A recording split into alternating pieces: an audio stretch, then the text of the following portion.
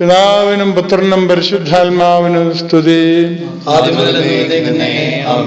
സർവത്തിന്റെയും സൃഷ്ടാവും സകലത്തെയും സൃഷ്ടിച്ച് പരിപാലിക്കുന്നവനുമായ പൊന്നു പിതാവേ, ഈ പ്രഭാത സമയത്ത് നിന്റെ മക്കളായ ഞങ്ങൾ അങ്ങയുടെ പൊൻതുർപ്പാദങ്ങൾ അടുത്തു വന്നിരിക്കുന്നു. നിന്റെ പരിശുദ്ധാത്മാവിന്റെ കൃപയും നടത്തിപ്പും ഞങ്ങളോടുകൂടി ഉണ്ടായിരിക്കണമേ.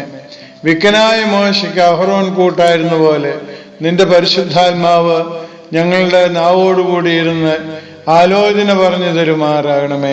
ഞങ്ങൾ നിനക്കും നിന്റെ ഏകജാതനും നിന്റെ പരിശുദ്ധ റൂഹായിക്കും സ്തുതിയും സ്തോത്രവും കരയേറ്റുകയും ചെയ്യുമാറാകണമേ. ആമേൻ. 36-ാം സങ്കീർത്തനത്തിന്റെ 9-ാം വാക്യം. നിന്റെ പക്കൽ ജീവന്റെ ഉറവുണ്ടല്ലോ, നിന്റെ പ്രകാശത്തിൽ ഞങ്ങൾ പ്രകാശം കാണുന്നു. ദൈവം അഖിലാണ്ടത്തിന്റെയും സൃഷ്ടാവും നിയന്ത്രിതാവും പരിപാലകനും സകലത്തെയും പരിപോഷിപ്പിക്കുന്നവനുമാകുന്നു എന്ന് നമുക്കെല്ലാവർക്കും അറിയാം. ദൈവത്തെ വിവരിക്കുന്നതിനായി യോഹന്നാൻ അപ്പോസ്തലൻ ഉപയോഗിച്ചിരിക്കുന്ന ജീവൻ, വെളിച്ചം എന്ന 2 വാക്കുകളും സങ്കീർത്തനക്കാരനും ഇവിടെ ഉപയോഗിച്ചിരിക്കുന്നു.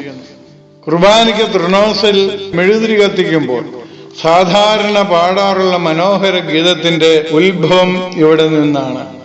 നിന്റെ പ്രകാശത്തിൽ ഞങ്ങൾ പ്രകാശം കാണുന്നു എന്നുള്ള ഈ സങ്കീർത്തന സൂക്തമാണ് അതിനുപയോഗിച്ചിരിക്കുന്നത്. ഞാൻ ലോകത്തിന്റെ വെളിച്ചമാണെന്ന് പറഞ്ഞ ക്രിസ്തുവിനോട് ആരാധകർ ഇങ്ങനെ പ്രാർത്ഥിക്കുന്നു: വെളിവ് നിറഞ്ഞ രക്ഷകനെ, നിൻ വെളിച്ചം കൊണ്ട് ഇരുൾവാസികളാൽ ഞങ്ങൾ ഇന്ന് വെളിച്ചം കാണുന്നു. സ്വർഗസ്ഥ പിതാവിൻകതിരെ ശോഭിക്ക ഞങ്ങളെ ഇന്ന്. വെളിവ് നിറഞ്ഞ ഒരീശോ എന്ന പാട്ട് ഇന്നലെ നാം പാടിയതാണ്.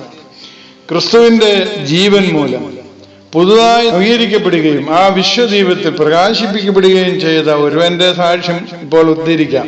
ആകാശത്തിന്റെ നീലിമയും പുഷ്പങ്ങളുടെ നിറവും പക്ഷികളുടെ ശബ്ദവും എനിക്കിപ്പോൾ മുമ്പിലത്തേക്കാൾ അനേകം മടങ്ങ് മനോഹരമായി തോന്നുന്നു.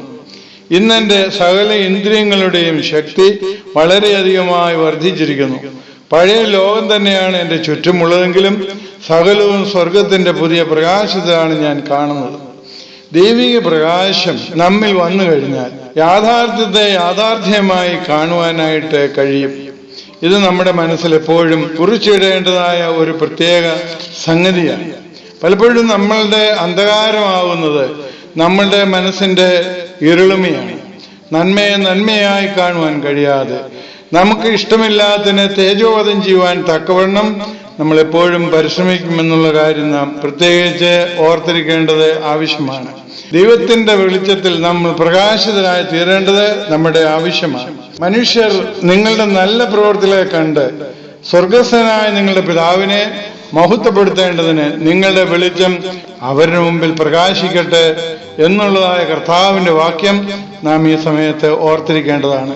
നമുക്ക് പ്രാർത്ഥിക്കാം. ദൈവമായ കർത്താവേ, നിന്റെ അനുഗ്രഹമായ പ്രകാശത്തിൽ ഞങ്ങൾ പ്രകാശം കാണുകയും നിന്റെ പ്രകാശം മറ്റുള്ളവർക്ക് പകർന്നു കൊടുക്കുകയും ചെയ്യുവാൻ ഞങ്ങളെ എല്ലാവരെയും ശക്തിപ്പെടുത്തണമേ. നിന്റെ കൃപയും കരുണയും കരുതലും ഞങ്ങളിൽ ഞങ്ങൾ വന്ന് വസിച്ച് കവിഞ്ഞൊഴുകുമാറാകണമേ.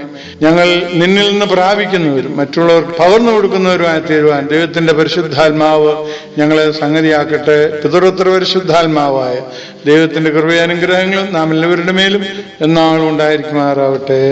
ആമേൻ.